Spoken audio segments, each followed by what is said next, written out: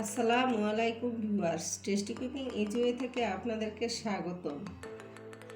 আবারও হাজির হয়ে গেলাম নতুন একটি পিঠা রেসিপি নিয়ে।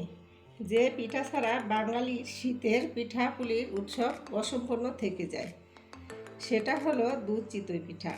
শীতে আমরা যত ধরনের পিঠাপুলি খাই না কেন, এই দুধ চিতই ছাড়া শীতের আসল আমেজটাই আসে না। আজকে আমি আপনাদের দেখাবো কিভাবে আপনারা কোনো প্রকার স্বাদ ছাড়া নর্মাল যে কোনো কড়াইয়ে দুধ চিতই পিঠা তৈরি করতে পারেন। চলুন দেখি কিভাবে তৈরি করতে হয়। এখানে 3 কাপ শুকনো চালের গুঁড়ি নিয়েছি। এবার এখানে 6 টেবিল চামচ ময়দা দিয়ে দিচ্ছি। 1 কাপ চালের গুঁড়ির জন্য 2 টেবিল চামচ ময়দা, তাই 3 কাপ চালের গুঁড়ির জন্য 6 টেবিল চামচ ময়দা দিয়ে দিলাম। এবার 1 টেবিল চামচ বেকিং পাউডার দিয়ে দিচ্ছি। এবার স্বাদ মতো লবণ দিয়ে দিচ্ছি। এবার সবগুলি উপকরণ একসাথে মিশিয়ে নিচ্ছি। আমি আগে আপনাদেরকে ভিজা চালের গুঁড়ি দিয়ে চিতই পিঠা তৈরি করে দেখিয়েছিলাম, তাই আজকে আমি আপনাদেরকে শুকনো চালের গুঁড়ি দিয়ে পারফেক্ট চিতই পিঠা তৈরি করে দেখাচ্ছি। আর এই চিতই পিঠা দিয়ে দুধ চিতই তৈরি করে দেখাবো। আর ভিজা চালের গুঁড়ি দিয়ে কিভাবে পারফেক্ট চিতই পিঠা তৈরি করবেন সেটা ভিডিও লিংক আমি ডেসক্রিপশন বক্সে দিয়ে দিব। দেখুন, ভালোভাবে মিক্স করে নিয়েছি। এখন হালকা কুসুম গরম পানি দিয়ে আমি একটি ঘন মিশ্রণ তৈরি করে নিব। একেবারে পানি দিব না, অল্প অল্প করে পানি দিয়ে মিশ্রণটি তৈরি করে নিব।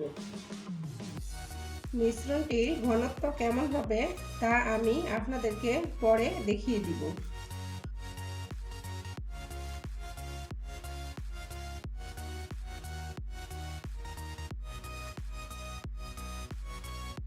এভাবে হাত দিয়ে খুব ভালোভাবে মিক্স করে নিতে হবে, যেন দানা দানা ভাব না থাকে। এটি কিন্তু হাত দিয়ে মিশালে সবচাইতে ভালো হয় পিঠাটি।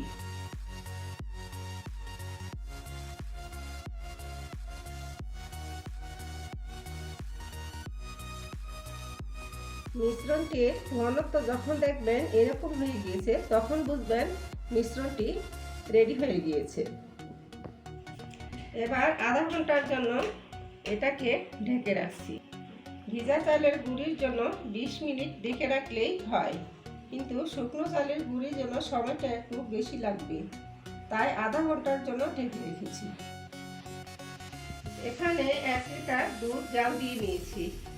দুধটা জাল দিয়ে কিছুটা ঠান্ডা করে নিয়েছি, যেন দুধটা কুসুম গরম থাকে। তা না হলে গরম দুধের মধ্যে গুড় দিলে ছানা কেটে যেতে পারে, তাই দুধটা কিন্তু অবশ্যই কুসুম গরম হতে হবে। এবার এখানে একটি তেজপাতা ছিঁড়ে দিয়ে দিচ্ছি, 3টি ছোট এলাচ ফাটিয়ে দিয়ে দিচ্ছি, একটি দারচিনি দিয়ে দিচ্ছি, স্বাদ মতো লবণ দিয়ে দিচ্ছি। এখানে 400 গ্রাম গুড় 2 কাপ পানি দিয়ে জাল দিয়ে মেল্ট করে নিয়েছি। এবার এটা কুসুম গরম দুধে ঢেলে দিব।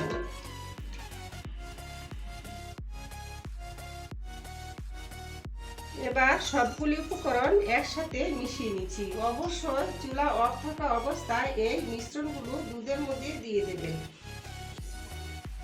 সবগুলি উপকরণ ভালোভাবে মিশিয়ে নিয়েছি। এবার চুলাটা অন করে দেব।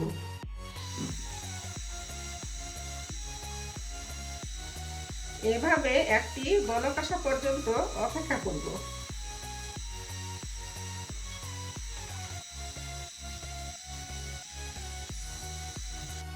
দেখুন, বলক চলে এসেছে, হয়ে গিয়েছে।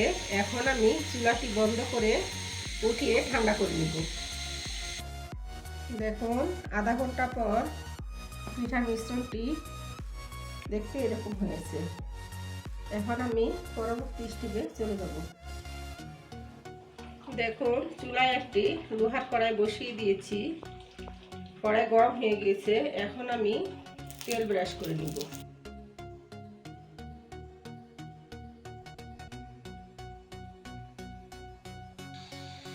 এখন দেখুন, সামান্য পরিমাণ পিঠার মিশ্রণ কড়াইয়ে দিয়ে দিচ্ছি।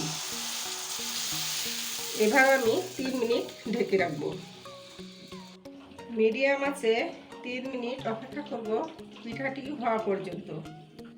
দেখুন 3 মিনিট পর পিঠাটি হয়ে গিয়েছে। এখন আমি ঠান্ডা করা দুধের মধ্যে পিঠাটি দিয়ে দিব। আবারও মনে করিয়ে দিচ্ছি, দুধটা ঠান্ডা হওয়া অবস্থায় পিঠাটা দিতে হবে। এভাবে সবকটি পিঠা বানিয়ে আমি দুধের মধ্যে দিয়ে দিব। দেখুন তৈরি হয়ে গেল দুধ চিতই পিঠা।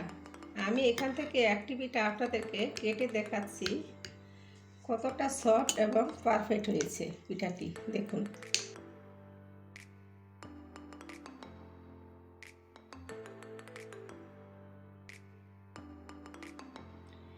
এটা হচ্ছে দুধ চিতই পিঠার একটি অথেন্টিক রেসিপি।